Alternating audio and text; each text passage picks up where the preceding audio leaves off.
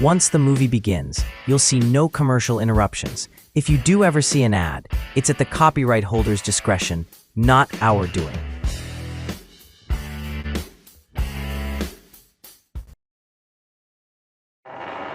Don't go away. Our feature film will begin shortly.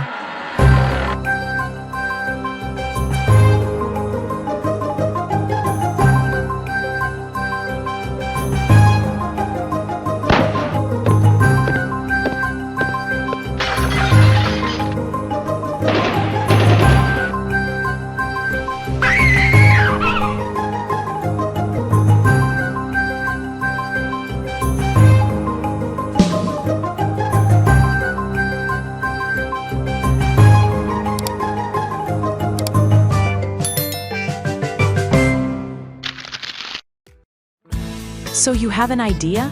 Our suggestion box is the comment section. Good evening. Welcome to Hastings Mystery Theater. I'm your host and mystery master, Randall Schaefer. Tonight, the corridors of mystery bring us the compelling 1948 British Gothic melodrama entitled Blanche Fury. Though not a whodunit, it is a murder mystery, with the murder plot as its main focus, with the audience being aware of the murderer's identities and motives from the beginning. It's a film steeped in atmosphere and dark secrets. This visually rich movie, filmed in velvety Technicolor, is actually based on the shocking true crime of the 1848 Stanfield Hall murders in England. The novel, by author Joseph Shearing, a pseudonym for Marjorie Bowen, brings this real-life tragedy to the screen, providing a grim story of passion and ambition. The film's star, Valerie Hobson, delivers a strong performance as Blanche, a talented and versatile actress. She is perhaps best known for her roles as the adult Estella in David Lean's Great Expectations from 1946, later for standing by her husband, British politician John Profumo, during a notorious 1960s sex scandal that rocked the UK government. Opposite her is Stewart Granger, the dashing #1 pinup boy of British cinema in the late 1940s, who plays the headstrong and vengeful steward Philip Thorne. The story follows the penniless Governess Blanche, who goes to work for her wealthy cousins, the Fury family. To secure her position, she marries her cousin Lawrence, but a passionate and illicit affair with the illegitimate stableman Philip Thorne, who believes he is the rightful heir to the estate, sets off a chain of tragic events that lead to murder and a quest for control of the ancestral home. Grab your popcorn and settle in as fate, forbidden love, and a touch of the ape curse of the Furies lead our characters down a very dark and intriguing path. Let's return to 1948 and enjoy Blanche Fury in color.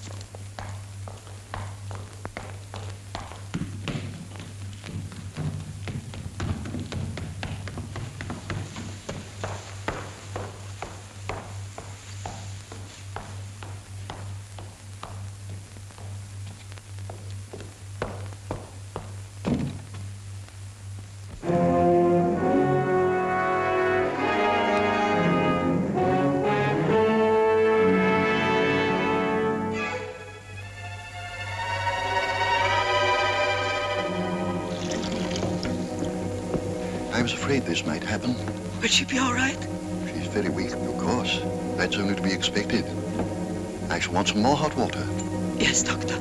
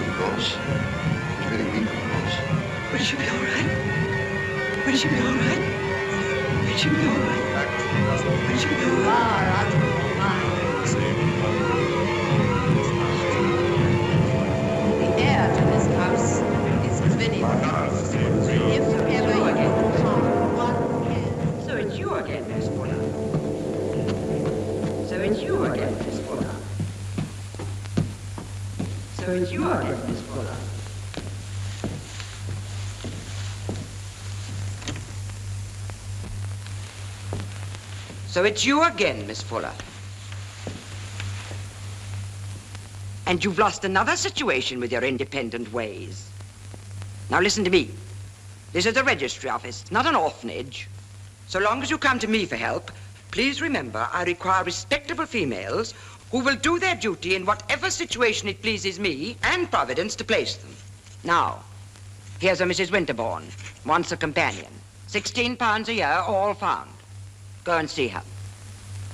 And remember, as far as this office is concerned, you've had your last chance. Really, Miss Fuller, you make more noise than ever just because I ask you to be quieter. I do believe you're purposely annoying me because it tires my poor throat to have to complain so often. You know the doctor said it would be better if I didn't have to talk so much. You better give me my drops. I should have had them 10 minutes ago. It's bad enough having to lie here helpless without having to put up with your inefficiency and bad temper. Do you hear? Can't you even answer when I speak to you?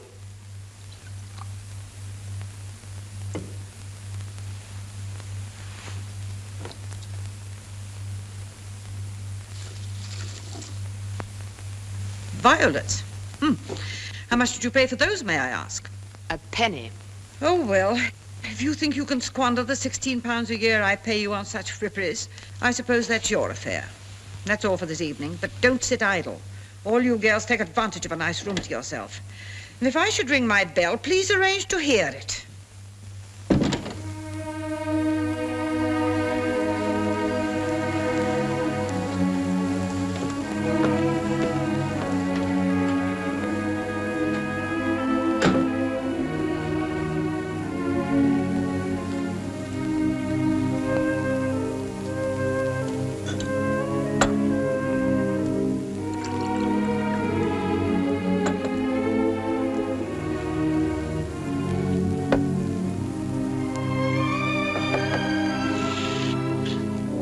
Letter for you, Miss Fuller. Came by the last post. Thank you, Ellen.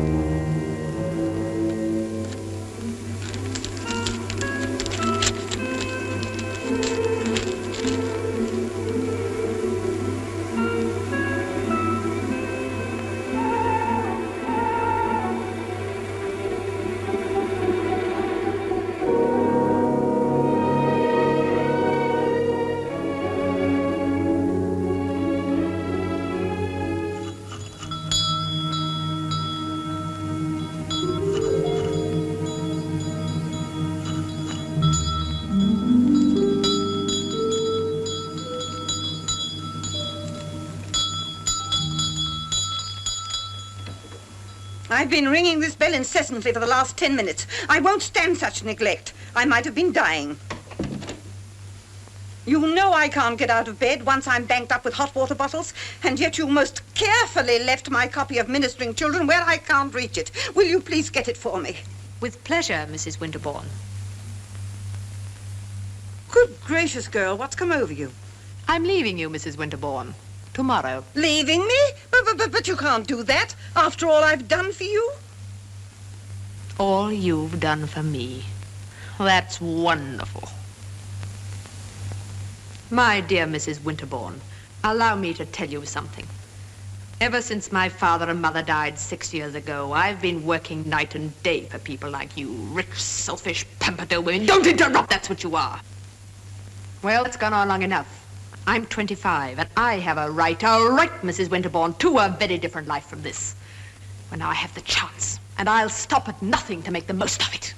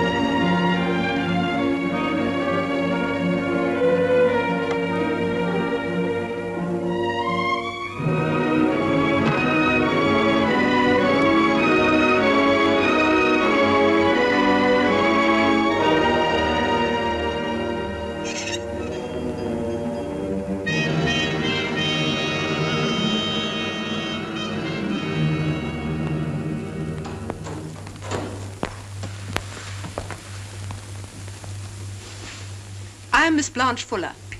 Oh, Miss Fuller. Glad to see you, miss. My uncle is expecting me. Mr. Fury has gone to the station to meet you. I should like to come in, please. Oh, I'm sorry, miss.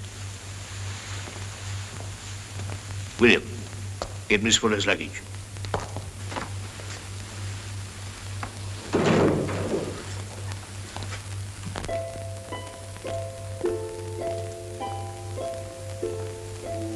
Would you care to wait in the drawing room, miss? This way, please.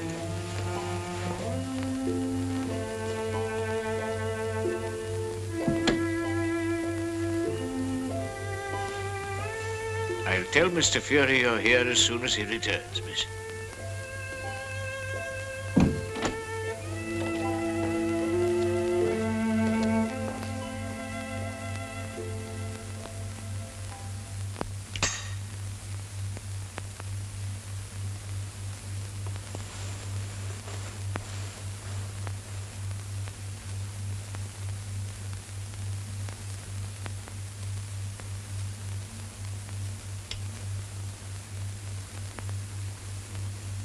It's easy to see who you are. Is it? You're so exactly like the portrait of your father. I do hope we're going to be good friends. Do you think that likely? Well, is there any reason why we should not? Is there any reason why we should? Well, really, this is a strange sort of a welcome. Expect me to meet you at the door? With flowers? No, but I expected a little politeness. However, Cousin Lawrence, if that's the way you feel about it, I have no intention of imposing my company on you. Didn't you come from the station with your uncle? No, we missed each other. Pity. Still, you won't have to wait long. I think I can hear him coming now. Good. I hope he's more agreeable to meet than his son. He isn't. Cousin Lawrence! Here I am. I'm sorry we missed you. You are my cousin Blanche. Yes. So you're Lawrence. Who did you think I was? Here she is, Father, safe and sound. Ah, my dear Blanche. I regret that we missed each other at the station. Doubtless you were anxious to get here as quickly as possible. Yes, Uncle, I was. Sit down. Blanche, I have sometimes regretted that your poor father's temperament made it impossible for the two families to meet. But now you're welcome to Clare Hall. Isn't that so, Lawrence? Glad to have her. Very. And now that you're here, we must... What is it, Thorne? I've examined that gun of Mr. Lawrence's. The left trigger hammer is defective. It should be repaired. Very well, Thorne. Will Miss Fuller go out riding with Mr. Lawrence in the morning? No, Thorne. Good night, Mr. Fury. Good night, Thorne.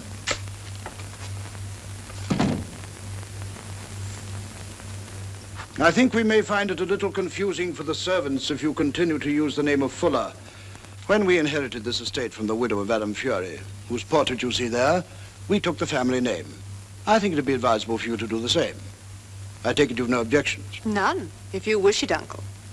Now, doubtless you'd like to be shown up to your room. Dinner is at 8.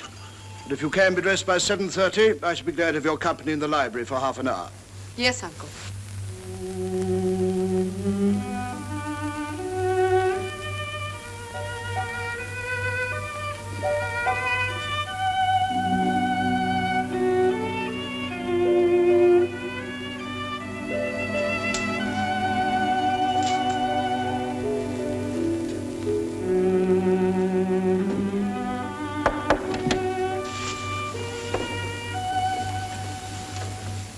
Are you Louisa?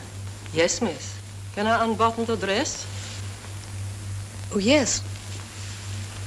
Please. You aren't English, are you? No, miss. I'm Italian. This is the Italian room. That surely cannot be coincidence. No, miss. I came here with an Italian lady 40 years ago. This was her room.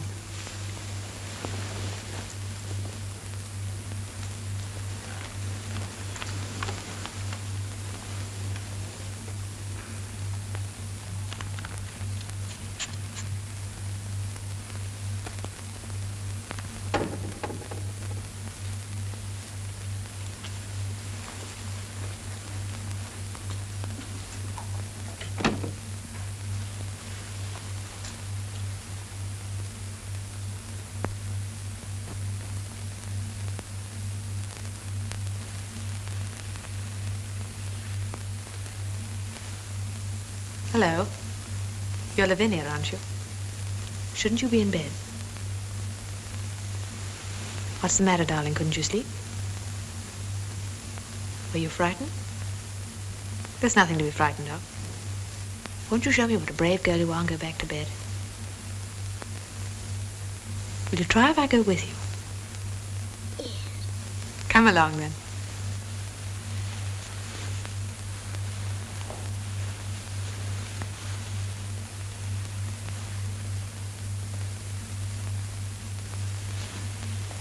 There, you see? There's nothing to be afraid of. Now, into bed with you.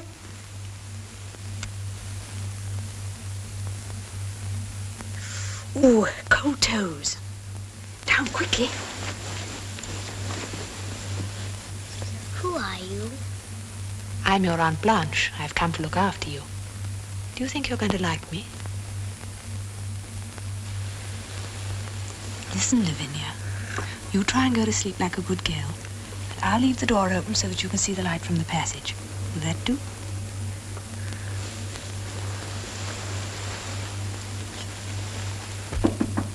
Come in. Uncle Simon, can Lavinia have a candle for her bedroom? Sit down, please. I think I should tell you straight away, Blanche. I don't wish you to make a mollycoddle of Lavinia. I shall ask you to look upon yourself as a governess. A kind one, but a strict one. Yes, Uncle. I shall also ask you to undertake the supervision of the household in general. In return, I shall provide you with your wardrobe and an allowance of £25 a year. And another thing, Blanche. You've already met our steward, Philip Thorne. He's not a very pleasant fellow, and he has a grievance which makes him even less so. I only continue to employ him because of an obligation. And surely he can have no grievance against you, Uncle. I'll explain very frankly what it is, Blanche. This property came to us because the last of the Furies, Adam Fury, had no children.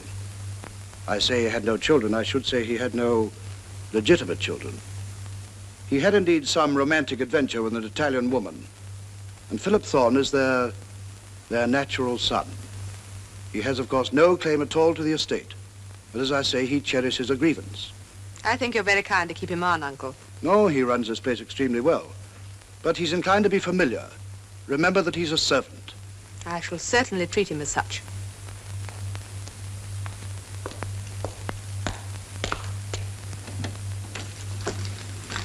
Is he in?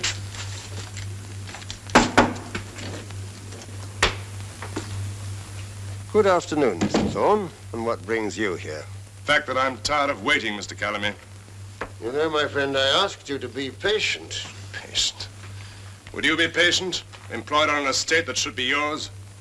But, Mr. Thorne, we have yet to prove that it should be your estate. That's exactly what I'm waiting for you to do, Mr. Calamity. Are you handling this case or aren't you? Mr. Thorne, I told you many years ago when you first came to me that we'd very little to rest your case on. It was only 3 months ago, when we had the good fortune to trace your mother's letters, that I first became hopeful. Now, at least, we know the places that she and Allan Fury visited in Italy. We can have the registers examined and see if a marriage ceremony really did take place. How long have I to be patient? Can't you imagine how I feel, being ordered about by these people, these fellas, strutting about the place? Can't you understand? Clare's been in my family for generations. It's in my blood. It isn't a question of words written in ink or a lot of papers and laws and seals. It's part of me. Well, Mr. Thorne, your attitude doesn't make it any easier for me to help you.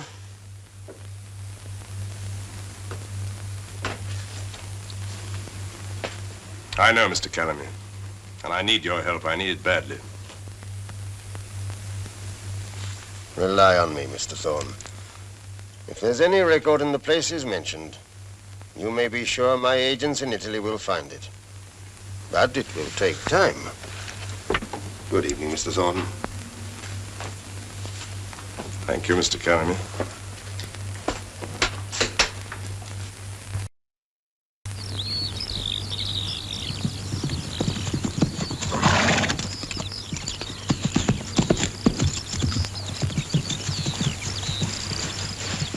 That was much better, Lavinia, darling. As for you, Cousin Lawrence, you're patience itself. Thorne, have you any news? No. Ames and Elliot have been all over the estate. There isn't a fence down and the gates are all shut. Those horses were stolen. In my opinion, they were stolen by gypsies. My father wants you to ride into Stafford and inform the police. Police? By the time they do anything, the horses will be sold out of the county. Those are my father's orders. See that they're carried out. Come, Lavinia, this is your last chance. If you disobey me this time, I'll have you sent to bed. Try to do as Father says, dear, and don't hold on to the saddle. Try very hard, and then you shall have a special treat.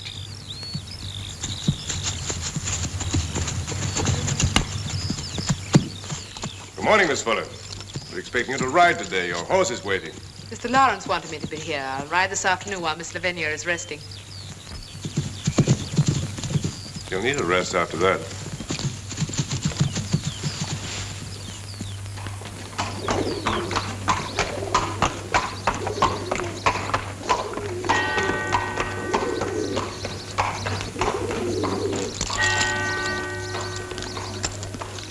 Elliot, has Mr. Thorne left for Stafford yet? I don't think so, miss. Do you know where I can find him? No, miss, but Ames would know. He's in the granary.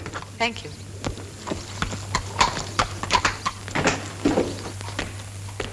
Where is Mr. Thorne? He's in his room, miss. Oh, thank you, Ames.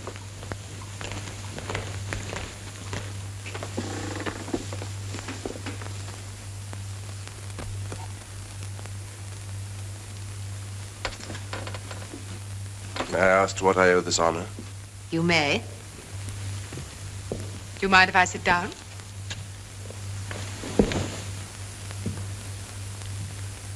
Mr. Thorne, you have a habit of speaking to me in a way that I don't like.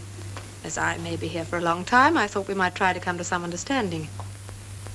Miss Fuller. Why do you persist in calling me by that name? Or has it escaped your notice I'm now called Miss Fury? I find these sudden changes of name difficult to get used to. So I've heard.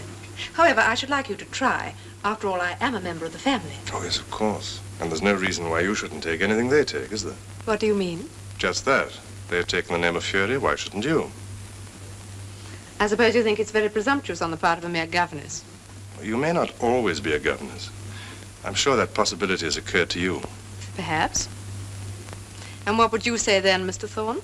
I should say congratulations, Miss Fury. Or again, congratulations, Mrs. Fury, according to whatever name you were adopting at the time. I think you're one of the most arrogant people I've ever met, Mr. Thorne. I come of an arrogant family. And since you've taken that family's name, you should perhaps know its legend. And why, 700 years ago, Allan Fury adopted a Barbary ape as his crest. He captured it on his way to the First Crusade. Shortly afterwards, he was killed in battle. But the ape loved his master so much that he would allow no one to come near his body when they wanted to bury him. The legend has it that the ape still watches over the rights of the Furies. Hence the motto, beware Fury's ape. A very interesting story, Mr. Thorne, but it has nothing to do with reality. We shall see, Miss Fury. Yes, we shall see.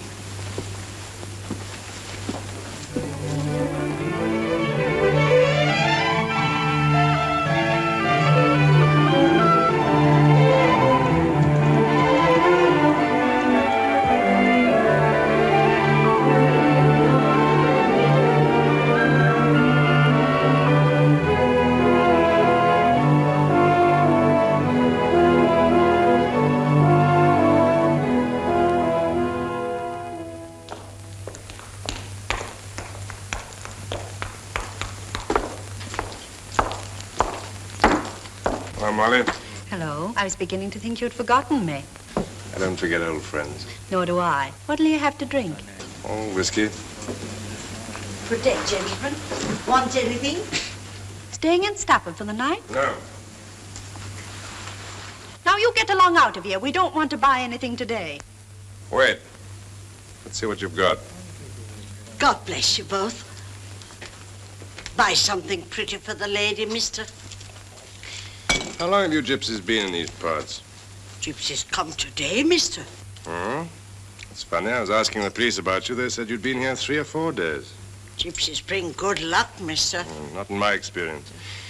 Where's your camp? Oh, a long way away, mister. Over the hills. I'll take these. Here you are, Molly. With my love. Well, aren't you a dear? So your camp is over the hills, is it? Where's that exactly? Gypsy, tell the lady's fortune. Oh, go on. Get out of here. Thank you, mister. God bless you, lady.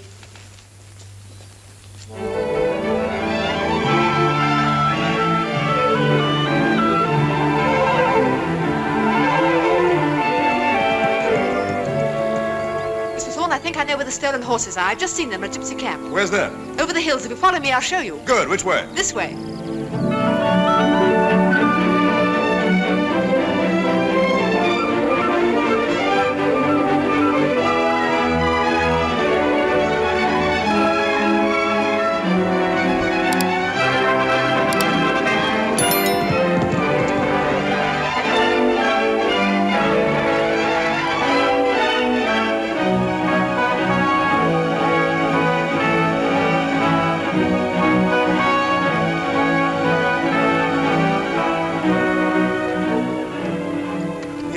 That's Westwood and the mare.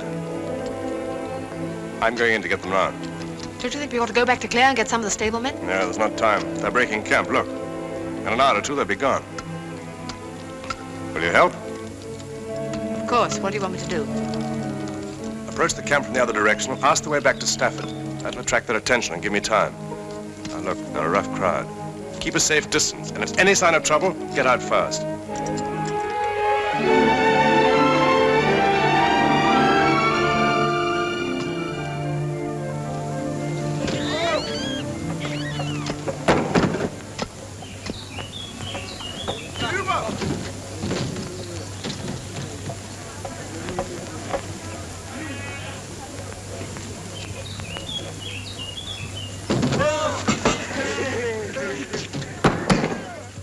Mandy.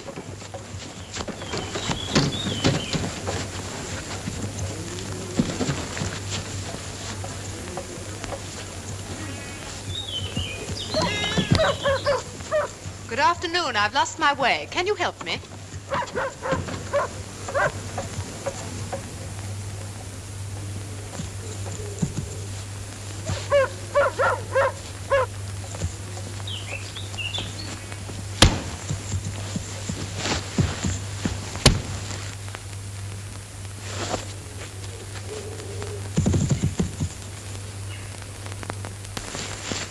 Could you tell me the way to Stafford?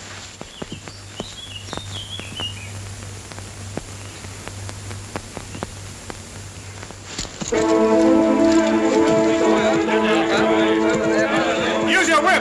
Come out this way! Hold on, don't stop, I'll meet you at the hill! Stop me! Fancy, give away!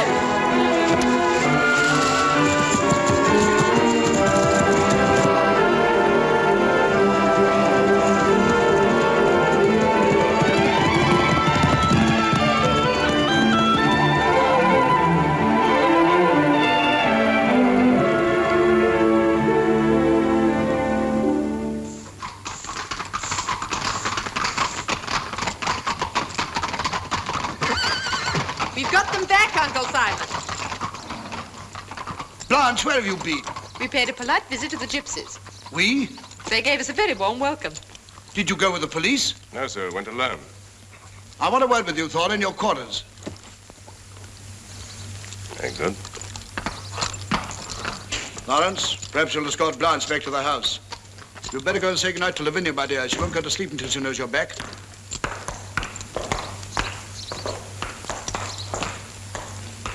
We were all very worried about you, Blanche. We were afraid you'd had an accident. Strange that you didn't look more pleased to see me then.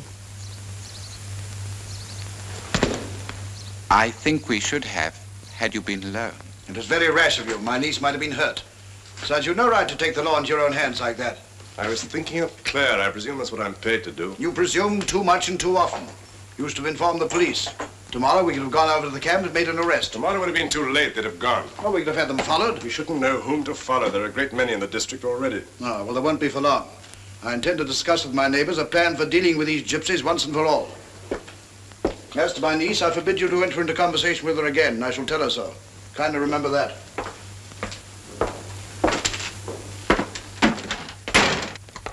We've become very fond of you, Blanche. We think of you as one of us. I hope you'll be that more and more.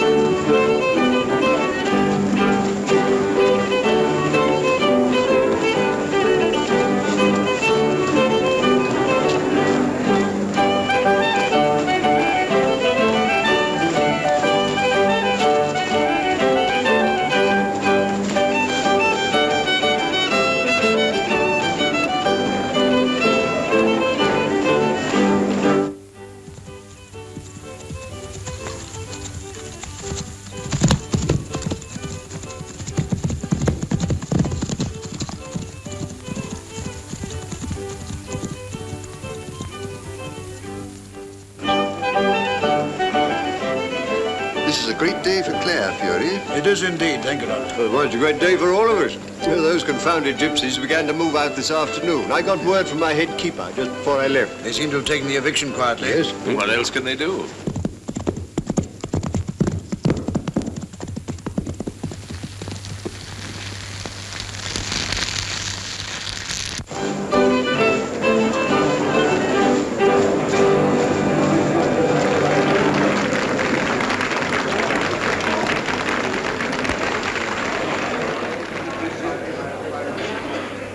Good evening, Mrs. Fury.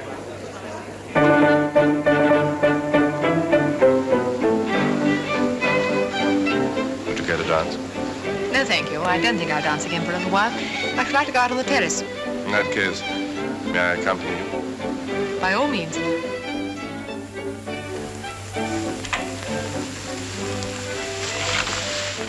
Well, aren't you going to say it? Say what? Congratulations, Mrs. Fury. Your husband's the one to be congratulated.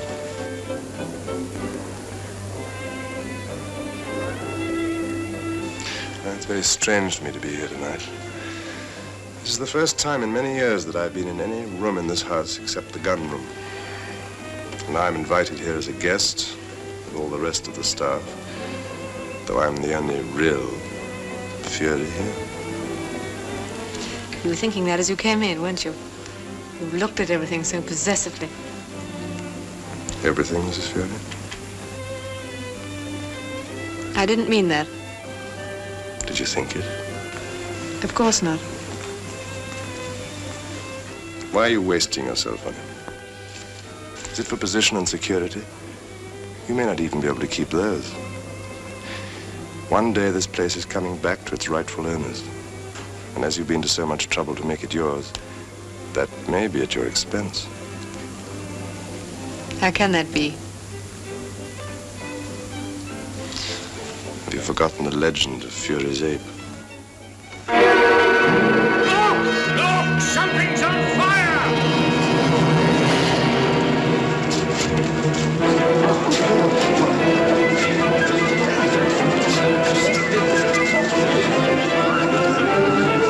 All Clare men, get down to the barns. Tell Ames to saddle the horses. Come, Lawrence.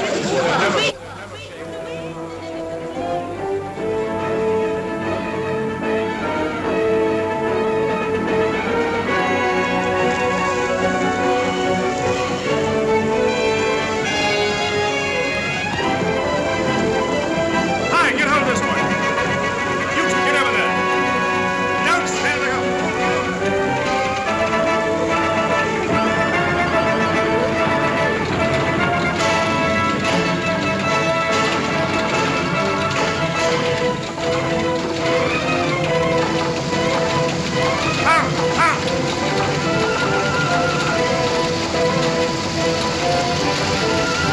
Come in, dearest.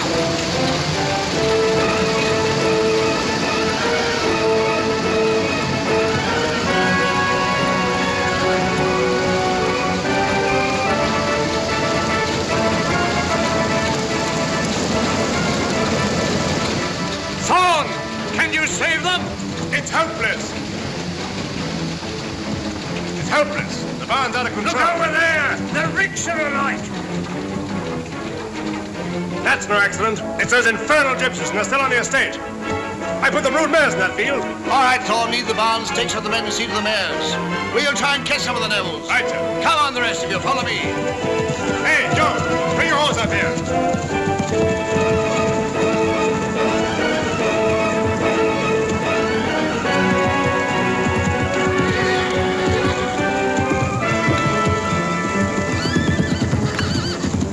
Louisa, is there any news?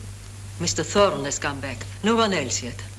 One of the mares has started to fall. He's with her. But tell everybody to go to bed. You certainly must. But I'm not tired. Will you wait up alone, Miss Blanche? Yes, Louisa. Madam, I should say now, shouldn't I? I'm afraid my wedding hasn't brought the family good luck, Louisa. Perhaps Fury's ape doesn't approve of me. You must not say that. You don't think there's any truth in any of these old stories, do you, Louisa? It is better not to think of such things. No. No, of course I shan't. Come along, darling. It's late. Oh, that's all right, my sweetheart. You'll be all right now.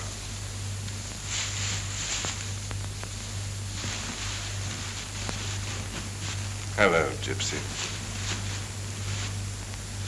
That's your name, whether you like it or not.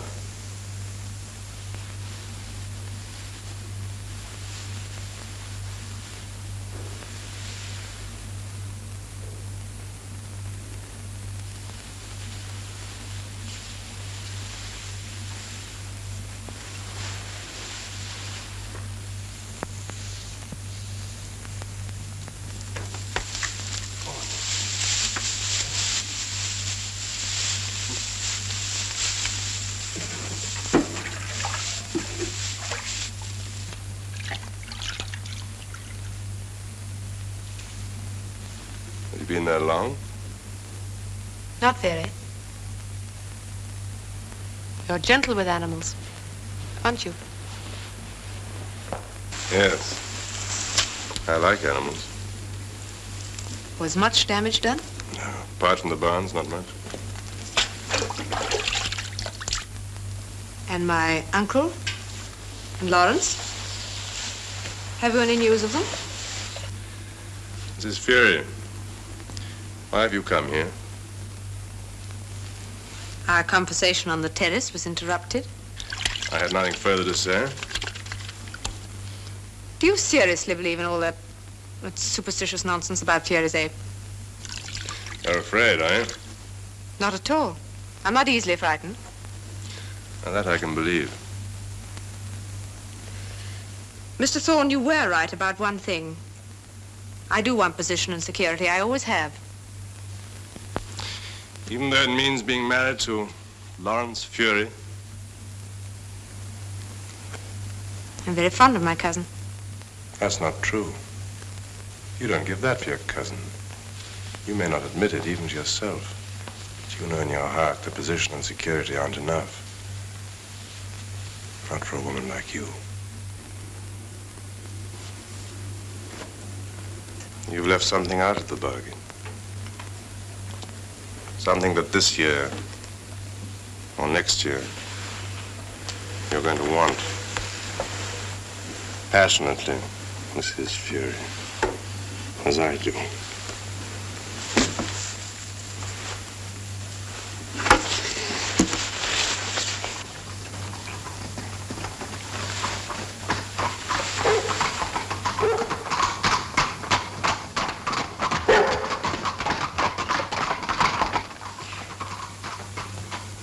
This way, quickly.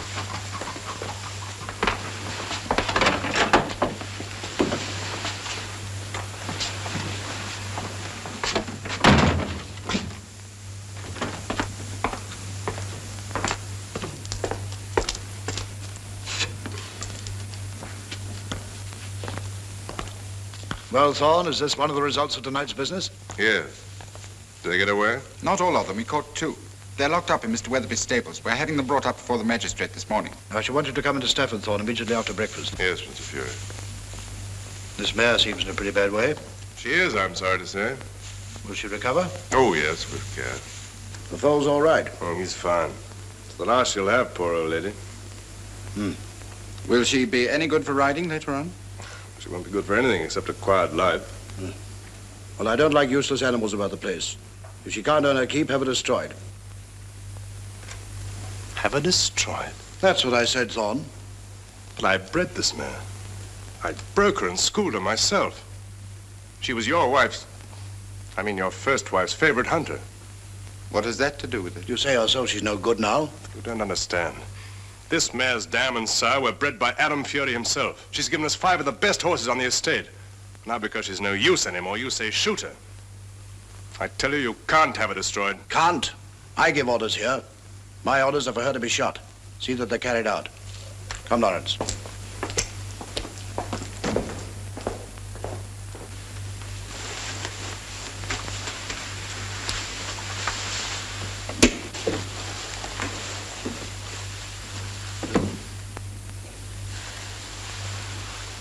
Louisa, I told you to go to bed.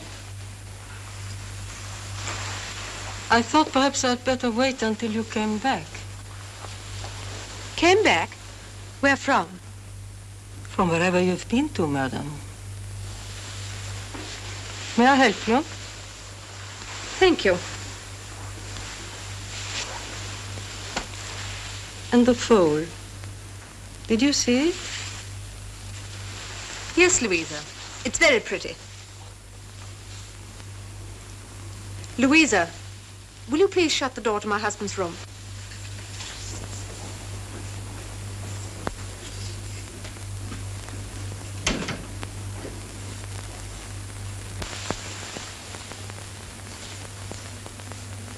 Now, Louisa, what exactly is on your mind?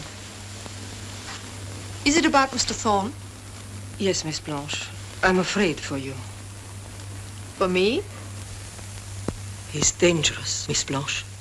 Not only to himself, but to others. I've known him since he was a child. I've watched him grow up. I know how cruelly unhappiness has twisted his nature, and how bitterly he hates all the Fullers. I beg you to be cautious.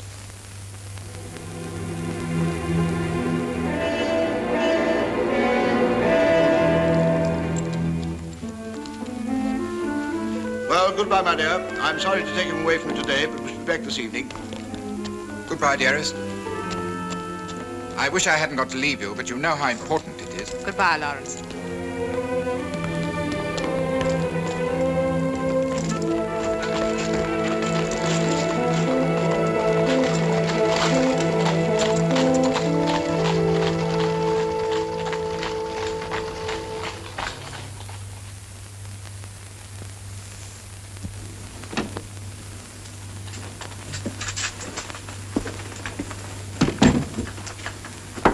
Hello.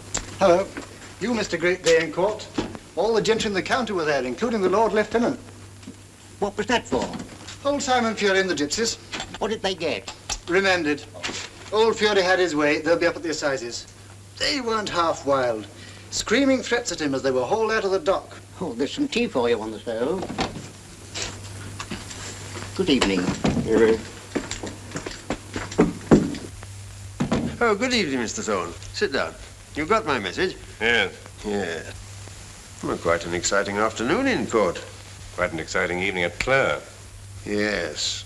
Still, you know, I wonder if Mr. Fury is right to be so harsh. You don't think they deserved it? Oh, it isn't that. They're a very vindictive lot. I'd advise him to keep a sharp lookout for a while. Mr. Calamity, you didn't ask me here to tell me that, did you? No.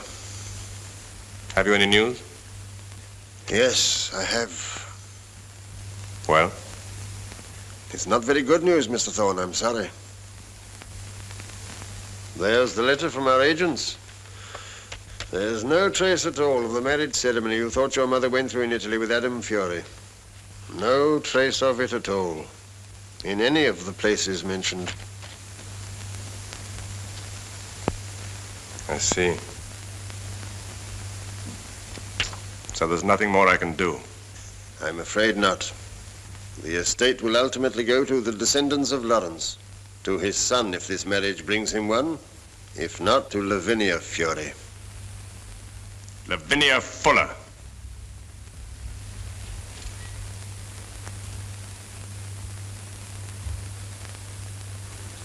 Mr. Thorne, I'd like to give you a piece of advice.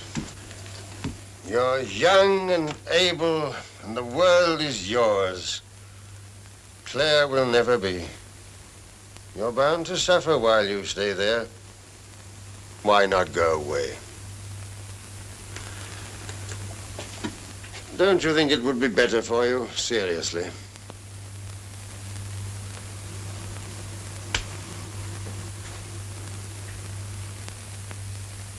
I'm sorry I've been able to do only too little for you. Well, it's been, of course, particularly difficult. I mean, from the legal point of view.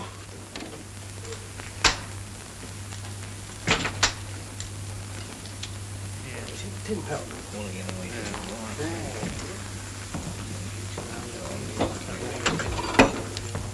You are? Thank you. Hello. Me a whiskey.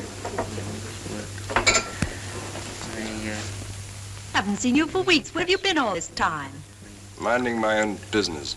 Doesn't seem to have improved your manners. What do you keep your fine ways for the new mistress of Clare? What's she like, Mr. Thorne? She looks a bit of an eye stepper to me. Married the young un, didn't she? I was betting on her marrying his pa. If you ask me, she'd have done better if she had. I bet Mr. Thorne hasn't been wasting his time since she arrived, eh, boys? Hey, what are you doing? You should be careful what you say. Another whiskey. You can take these when you go, and I'd be obliged if you take your custom elsewhere.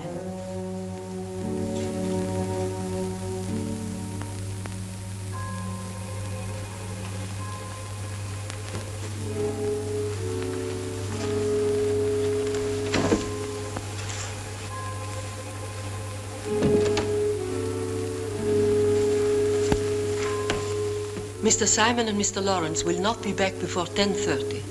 They are dining with the Lord Lieutenant. A message has just come. Who brought it? Mr. Thorne. He arrived a minute ago.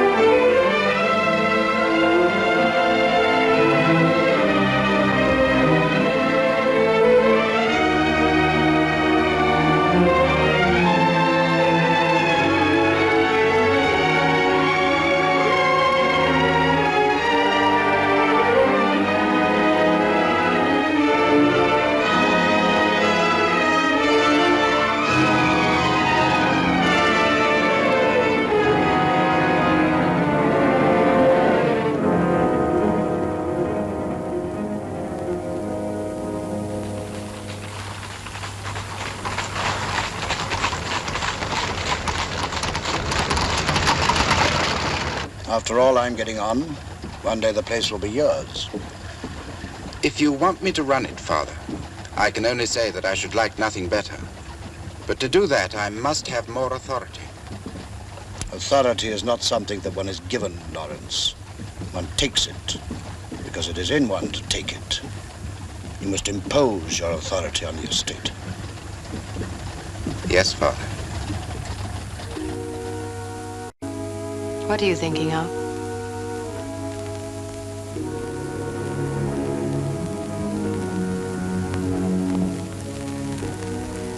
You. And Claire. You could never change, could you? A little while ago, I thought you could. I thought you had. But you could never change.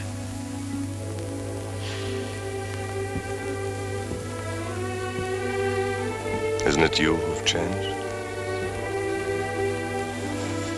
Perhaps I have. Do you want me to give up Clare and go away with you? Would you? I don't know. I don't know myself as well as I did. You wouldn't leave Clare, though, would you?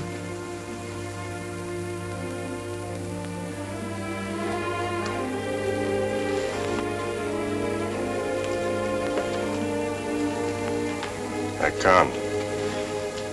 There's something stronger than me in this.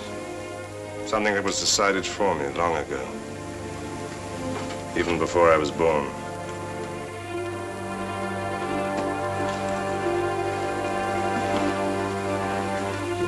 Philip, we've got to get away from here. Something dreadful will happen if we don't. I know it. I'll go with you. I'll go anywhere with you. Are you afraid? Yes. Of me? No, for you, for both of us. We have to choose. There's no choice for me, Blanche. I'm rooted here, like an unwanted tree that nothing can destroy. Nothing can destroy you, Philip. Except yourself. What if I do? You would destroy me, too.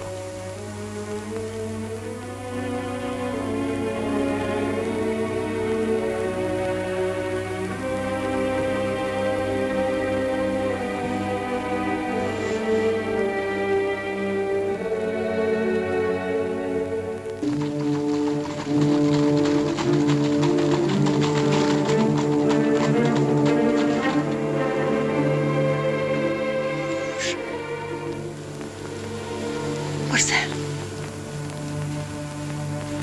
It's nothing. I thought I heard the carriage. Yes, it'll always be like that. You'll always be listening for something or someone. Philip. What will you do now? Go back to your home, to your room, to your husband? I can't. I hate him. I hate them both if only they were dead. If only they could die.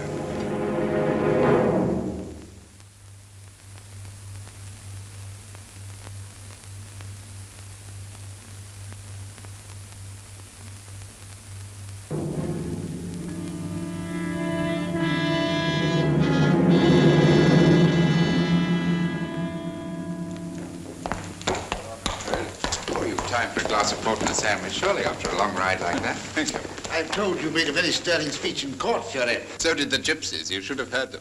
You know, they threatened Father's life. I shouldn't worry about that. Good day's work, I call it. All that remains now is for the judge of assizes to finish it off.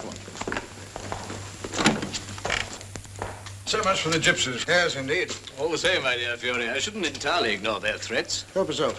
What can they do? Throw under lock and key? Only two of them. The rest of the tribe are at large. From what I hear, feeling amongst them is running high. Keep a couple of loaded guns handy. That's what I do. Well, that's easy enough. Well, Lawrence. A little sherry? Aren't we going to have the pleasure of seeing your charming wife this evening? I don't know. Banks, has Madam retired yet? I think so, sir, but I'm not certain. I'll go and see. Whiskey for Major Fraser. When am I going to have those yearlings you promised me? Any day now, tomorrow if you like. Good. I'll tell Lawrence to attend to it personally. Have some more port. Go. Oh, thank you.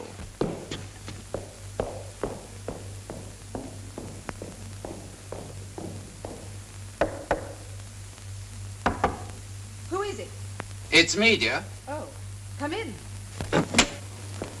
Blanche, here we are, my dear.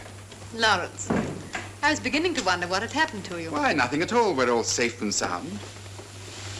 Who is all? Fraser and Weatherby are here, and Jenkins. I promised them you'd come down and charm them for a few minutes. That was rather a rash promise, dear. Ah, I'm afraid they're counting on you. And I'm afraid they're going to be disappointed. Oh, you can easily slip your dress on again.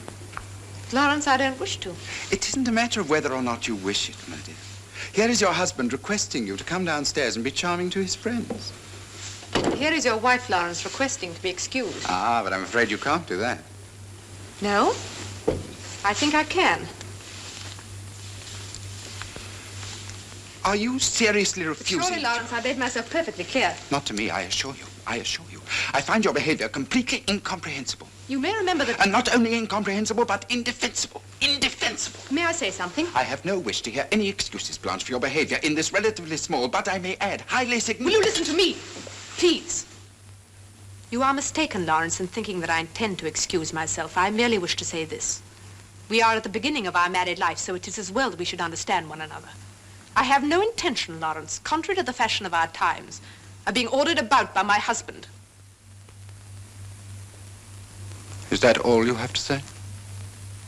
For the moment, yes. Very well. I myself can only say that I'm surprised and hurt, Blanche. I will discuss the matter again with you when you're in a more ladylike frame of mind. Good night.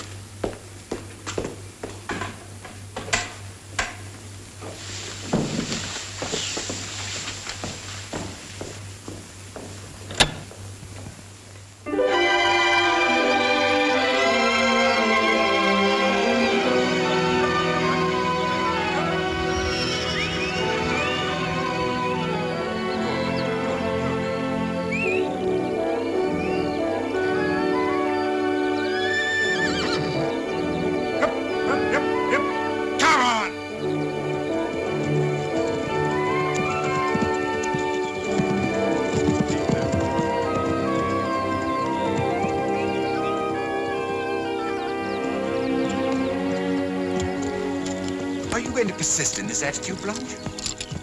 I didn't say anything at breakfast because of Father, but I think it's gone on quite long enough. Yes? If you intend our marriage to be a struggle for authority, let me tell you, I shall win. A wife doesn't oppose her husband, she obeys him.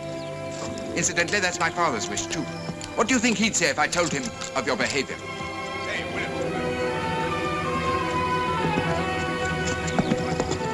All right, let him go. Don't come through that gate!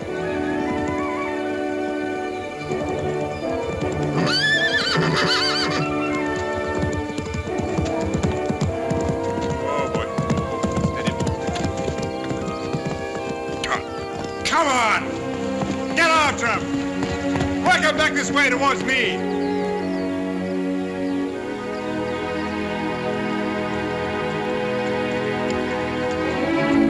I asked you not to come through that gate. I'm not a stable boy. I dislike being shouted at on my own estate. Not that way! Send Williams and Lamb round behind them! Are those the two yearlings from Mr. Weatherby? They were. Well, you wasted your time. Why didn't you wait until I arrived before choosing them? I find this interest in the estate unexpected. In the past, you and your father have left these matters to me. From now on, everything is going to be different. In future, you will take your orders from me. I am going to manage the estate. Do you think you know enough to do that? I know enough to dispense with you.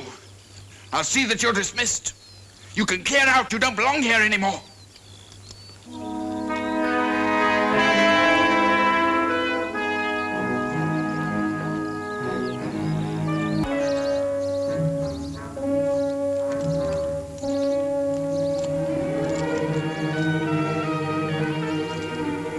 Hello, Gypsy. What are you doing here by yourself?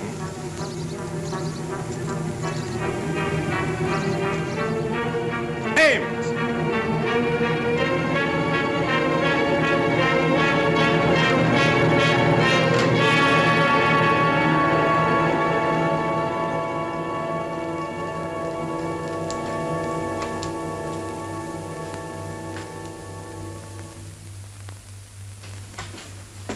Yes, sir.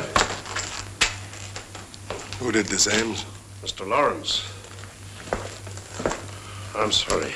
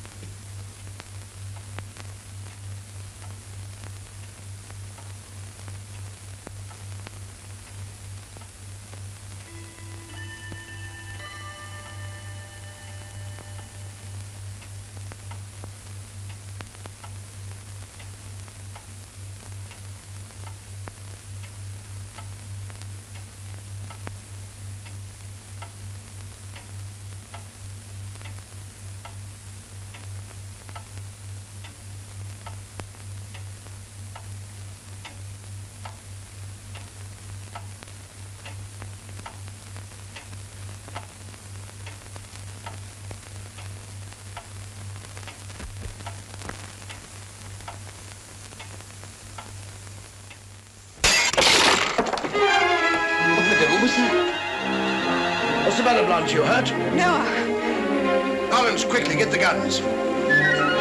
Blanche, rouse the household. Send the men out.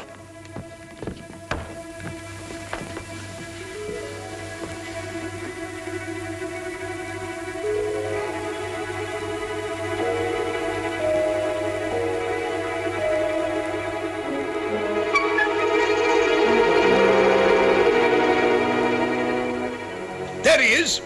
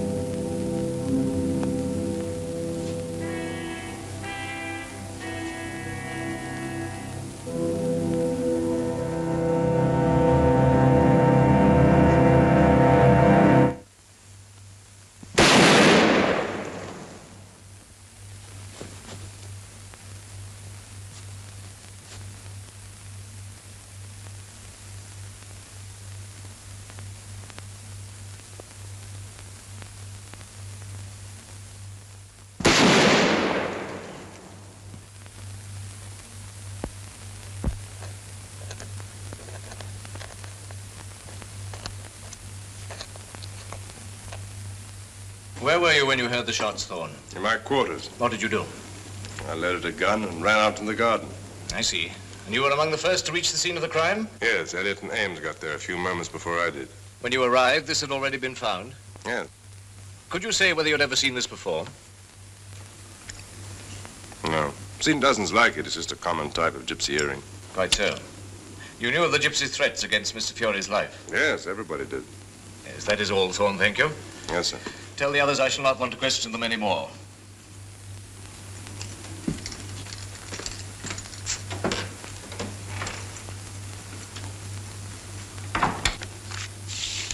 I'm afraid there's no doubt about it, Mrs. Fury.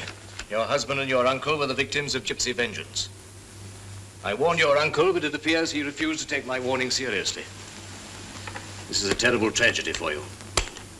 I don't have to tell you that you have the sympathy of everyone in the neighborhood. You're very kind, Major Fraser. And one thing more, Mrs. Fury. You may have to testify about this at the inquest. That man you saw at the window.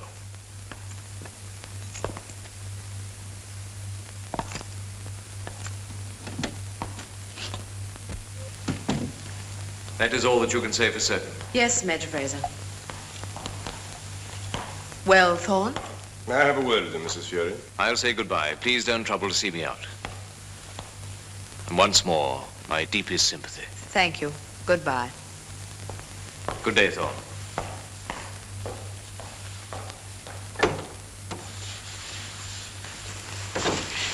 Philip, my dearest.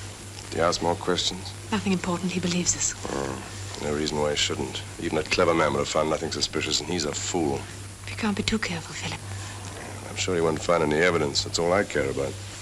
What did you do with the things you wore? The handkerchief and the hat? Under the floorboards, the old summer house. I had to hide them quickly and get back. I've been so afraid for you, Philip. It all happened so suddenly. It's all happened exactly as I said it would. Quickly, and in such a way that no one need ever know. Now it's over, and you're free. And so is Claire, at last. We can do what we like without caring about anyone. Don't risk everything now for want of a little patience. I've been patient all my life, Blanche. I know. When am I going to see you again? Alone? My darling. We can't. We mustn't. Not yet. It's too dangerous. We must only meet when other people are there. For a little while. Aren't you exaggerating? That'll be all, Thorne. Perhaps it'll be good enough to see that the affairs of the estate go on exactly as usual. Gentlemen of the jury, you upon your oath do swear that the said Simon and Lawrence Fury were found dead on the 25th day of May in this present year in the Italian garden of Clare Hall, and that the cause of death was in each case a gunshot wound, but that there is insufficient evidence to say by whom those gunshots were fired. And you do further say that these gunshots were discharged by a person or persons unknown, feloniously, that is to say, with intent to murder. And now, gentlemen, this court is agreed that there are definite indications that these crimes were the work of a band of lawless rogues and vagabonds. And I am sure I speak for the whole community in demanding.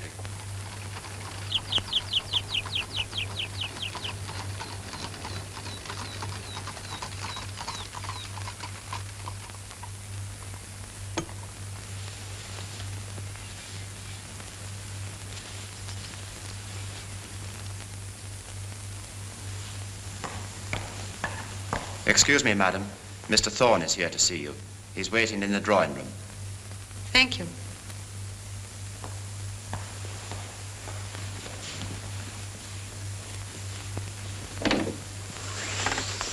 Philip. Why do you stand there, my love? Come in. Come in.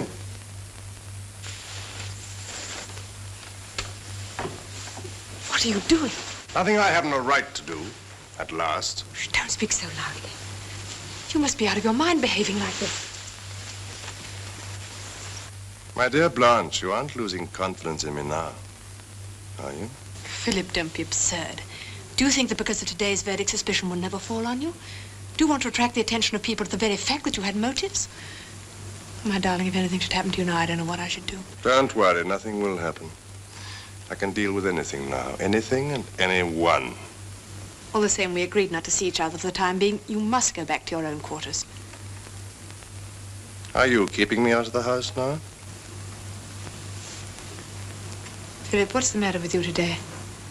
You're not yourself. On the contrary, today I am myself. There's something strange about you, Philip. I don't like it. I think it would be a good idea to make some changes among the servants. We could start on Banks. I've never liked him. He's too old. Philip, will you go, please? This is my house as well as yours, my dearest Blanche. Our house, at last. For us to love, for us to live in, and one day for us to leave to our children. Philip, the heir to this house is Lavinia. Yes, of course. Another of the same breed.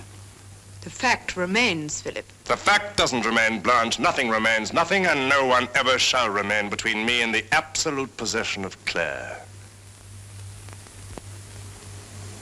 I thought you would have realized that by now. You are out of your mind. You are out of your mind. Philip! Philip! Now listen to me. And never forget what I'm going to say to you.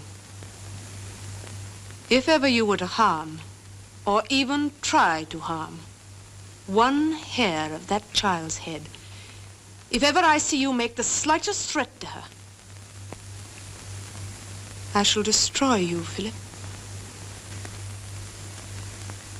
My dear Blanche, what an absurd idea. I begin to think the events of the last few weeks have been working on your mind. Please go now, Philip. As you wish.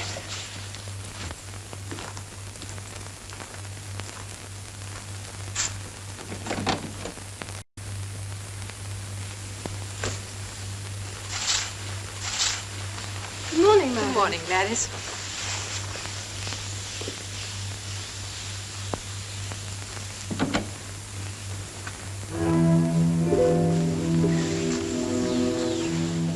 Where is Lavinia? She went out riding early this morning. You know what she is nowadays. You can't keep her away from that pony. I hope she hasn't gone far. Oh, no, only to the paddock where the jumps are. Who is with her? One of the grooms, madam. Elliot, I think.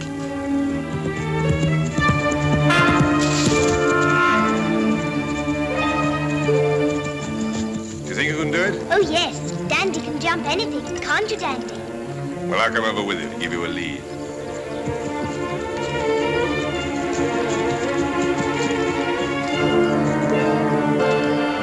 Are you ready? Yes, come on. Then off we go.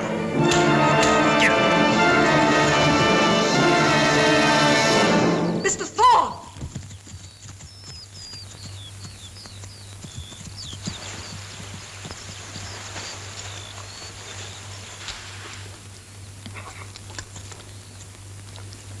Were you suggesting that Miss Lavinia should attempt that jump? She wants to try it. Don't you, Lavinia? Oh, do let me try. You know perfectly well that a child of that age on such a small pony couldn't possibly take a jump of that height with safety.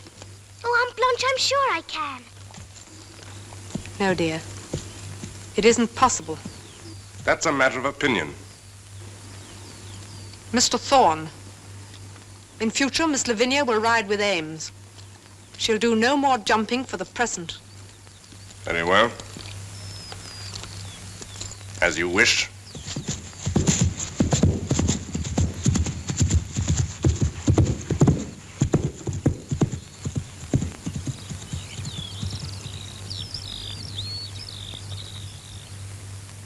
This is a very serious accusation, Mrs. Fury. I have not made it lightly, Major Fraser. What do you think could have been his motive? He'd been told that day that he might be dismissed from Clare. You can imagine what that meant to him. You say now you're sure that it was his face that you saw at the window?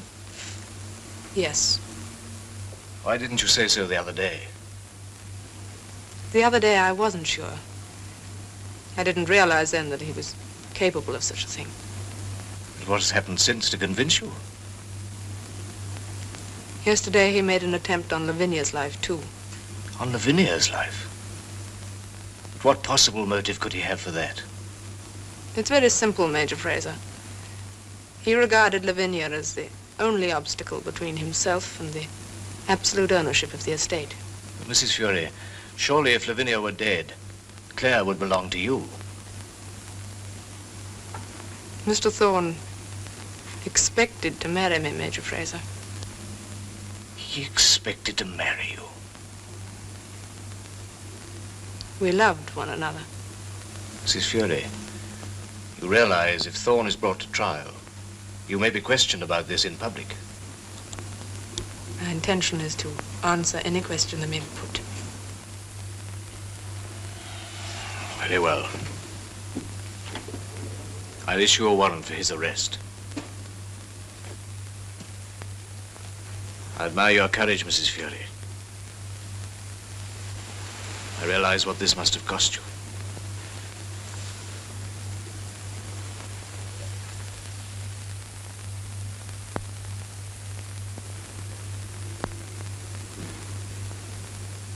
Did she send you here to talk about this?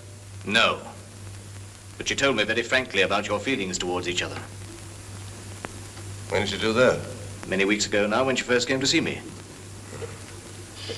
I tell you today that it's occurred to you to ask me not to speak of it in court. Why was that? There are two reasons, Thorne. The first is the state of Mrs. Fury's health. Second, that I heard a day or two ago that you intend to conduct your own defense.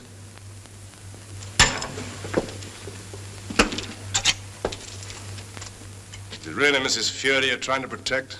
Or just the good name of the county's oldest family? Look here, Thorne. All right. What do I care? So it would be better if it weren't mentioned, eh? And she's lucky. It so happens that I don't want it mentioned either. I don't want anything except some clean clothes. Can you arrange that, Major Fraser? I'll see what can be done. Is there anything else you need?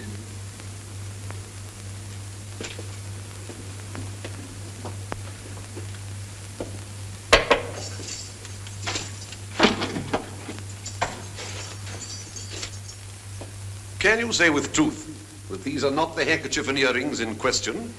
No. In fact, to the best of your belief, they are the same that you received from the prisoner and subsequently handed back to him. Yes. Prisoner at the bar, do you wish to cross-examine this witness? Yes. You say that to the best of your belief, these are the earrings and handkerchief that I gave you. But in fact, have you not seen countless others of exactly this pattern, worn and sold by gypsies all over the countryside? Yes. Thank you. Mr. Ames, it seems that you and Mr. Elliot had time to move the bodies and ascertain that they were dead before the prisoner joined you, which he did, according to both your statements, 3 or 4 minutes after your own arrival on the scene of the crime. Yes. Now, I should like the jury to pay the greatest attention to this. These 3 men were galvanized into action by the same signal, the sound of the 2 shots which killed the victims. They had approximately the same distance to run. Yet the prisoner, though young and in the flower of his strength, arrived 3 or 4 minutes after the others, who are neither so young nor so active. The prisoner has stated that he delayed long enough to load a gun. Gentlemen, will you please keep your eyes on me? Mr. Sanderson, will you take out your watch? Right.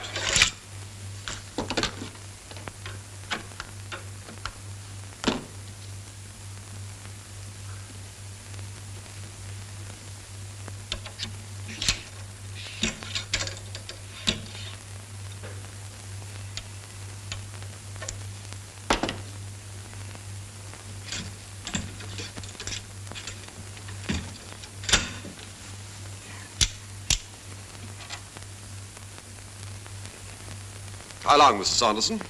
22 seconds. 22 seconds, gentlemen.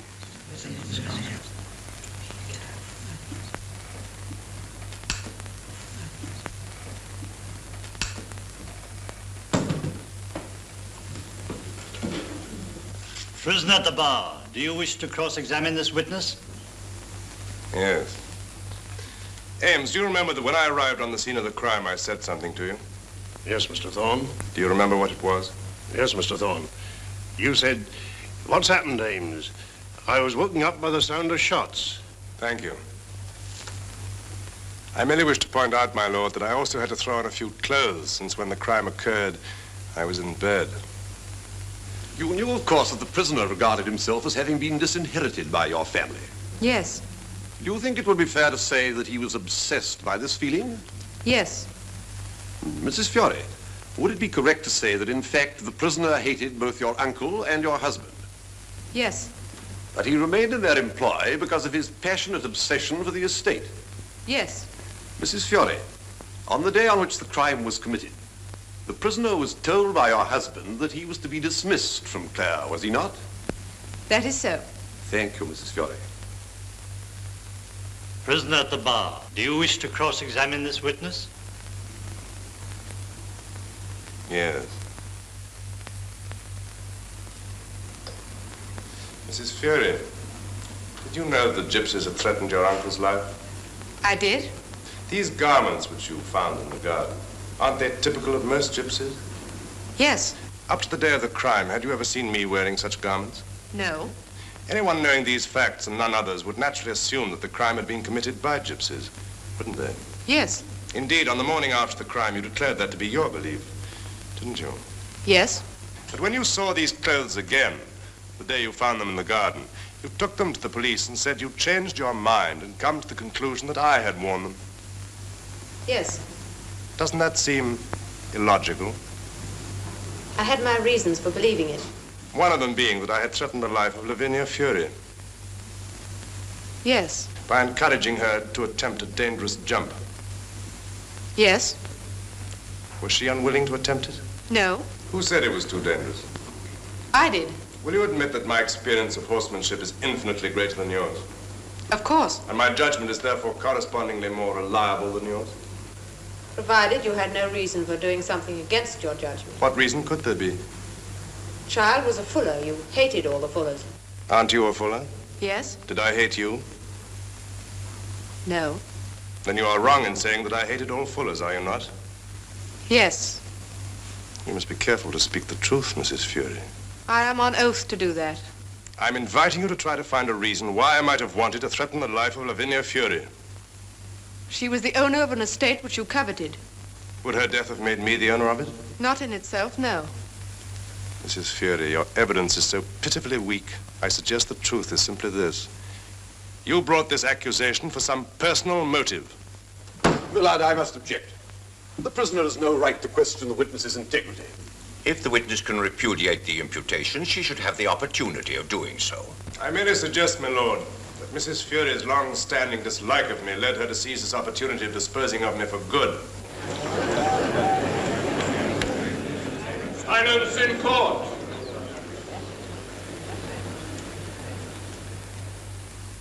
Mr. Thorne, you know as well as I do that the truth is the reverse of what you say. So far from wishing harm to you, I only wished your happiness. And in sacrificing it, I sacrificed my own. It sometimes happens that a woman marries and then comes face to face with love when it's too late. I didn't think that any love could be as strong as ours, until I realized that your love for Clare was stronger than us both.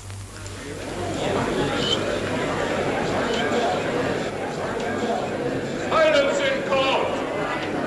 Silence! Silence! Have you any more questions to put to this witness? Yes, my lord. Millard, may I ask a privilege on behalf of this witness? What privilege? With respect, Millard, I would ask that the witness be permitted to give the rest of her evidence seated. Mrs. Fury has been an exceptionally long time in the box, and I would add, she is expecting to become a mother.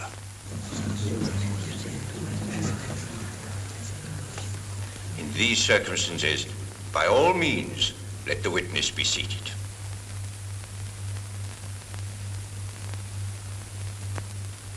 Prisoner at the bar, you may proceed.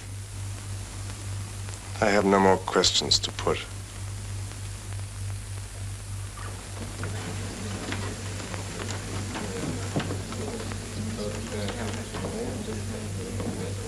Silence in court.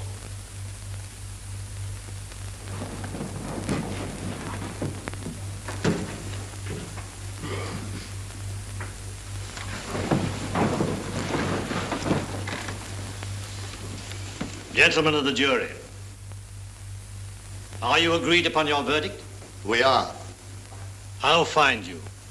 Is the prisoner Philip Thorne guilty or not guilty of murder? Guilty. And that is the verdict of you all? Yes.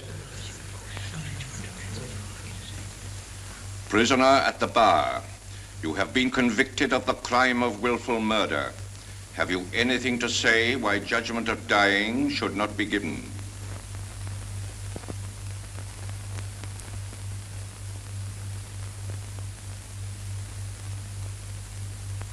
I am content, my lord. Philip Thorne, the sentence of this court upon you is that you be taken from here to the prison from whence you came, that from thence you be taken to a place of execution, there to be hanged by the neck until you be dead. And may the Lord have mercy upon your soul.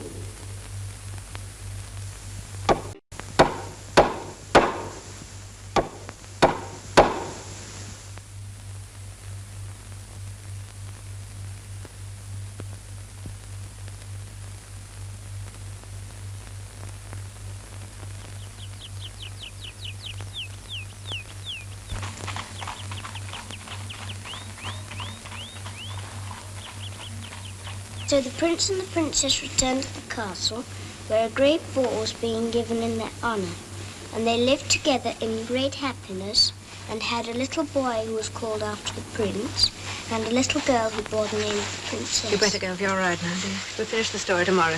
Wasn't it a lovely story? Who's going with you? Ames.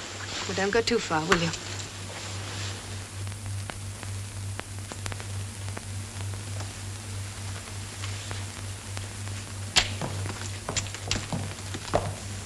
Good morning, Lavinia.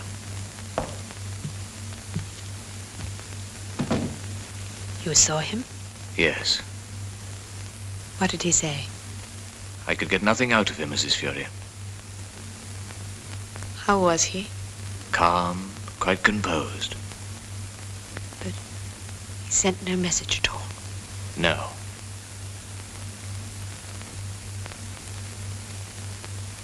I asked him if there was anything I could do or anything he wanted me to say. He only smiled and shook his head.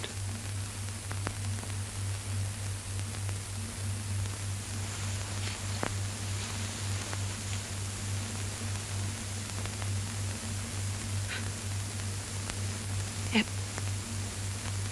what time, Major Fraser?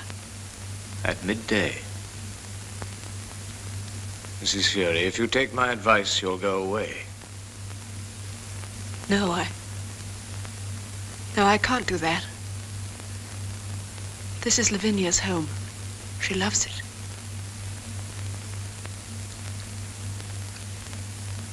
As for myself, going over it all again and again in my mind, I realize now that everything that happened was somehow inevitable.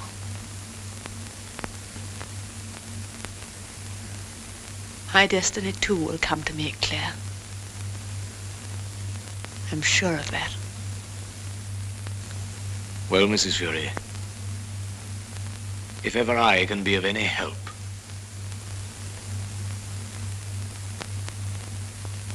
I'll walk round to the stables with you, Major Fraser. Please don't trouble. No, I should like to. It's such a lovely day.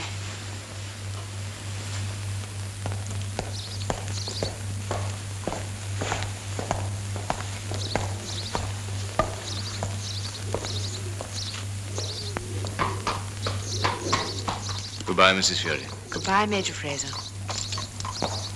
And thank you.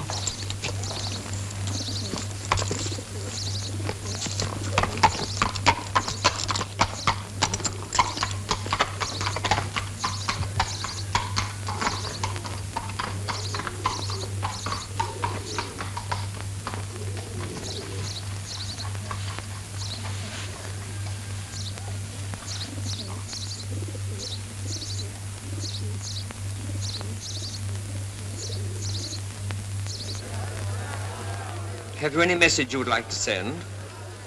Any letters? No. Is there anything you wish to say?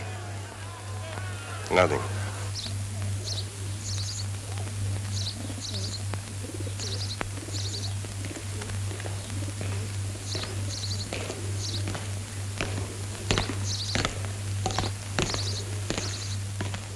James, Yes, ma'am?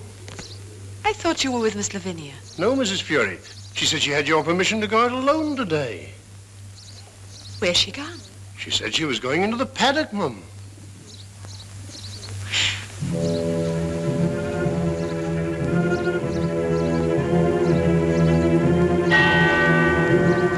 Are you ready? Yes.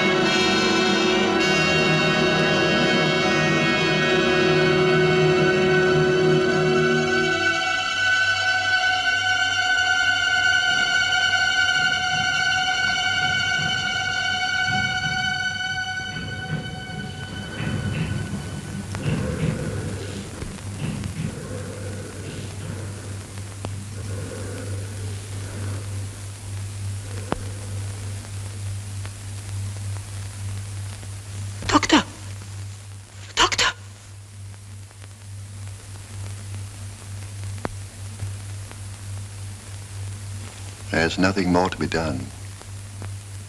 She may not even regain consciousness. Mrs. Fury?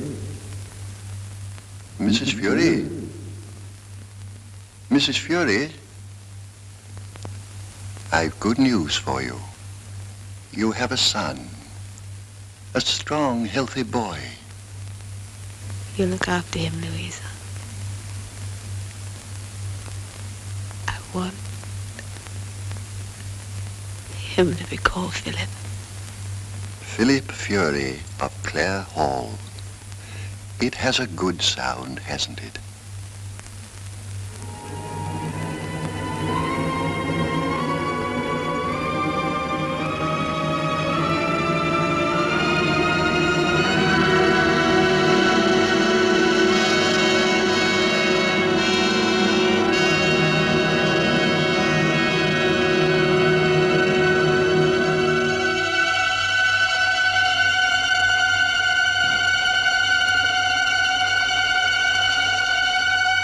We hope you enjoyed the movie. See you next time on Hastings Mystery Theater.